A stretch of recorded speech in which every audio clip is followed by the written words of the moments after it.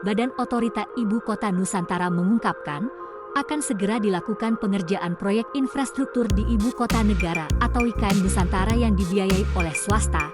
Ini menjadi proyek perdana IKN Nusantara yang dibiayai penuh oleh swasta, setelah yang berjalan selama ini hanya proyek yang dibiayai pemerintah. Deputi Pendanaan dan Investasi Otorita Ibu Kota Nusantara Agung Wicaksono mengatakan, proyek infrastruktur yang akan digarap swasta itu mencakup pembangunan perhotelan, rumah sakit, pusat perbelanjaan serta pusat arena olahraga. Ini baru spill, minggu depan akan dimulai groundbreaking pembangunan IKN dengan investasi swasta, bukan dari APBN yang selama ini sudah berjalan.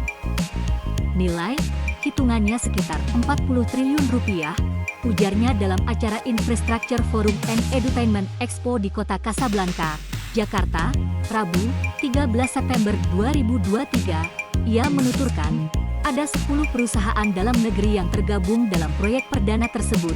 Kendati begitu, Agung enggan menyebutkan secara detail nama-nama investor maupun perusahaan yang terlibat dalam proyek itu. Agung meyakini, dengan masuknya investasi swasta maka semakin membuka peluang untuk investor lain tertarik mendanai proyek di IKN Nusantara. Maka dari itu, pemerintah terus membuka kesempatan bagi swasta untuk terlibat dalam mega proyek tersebut.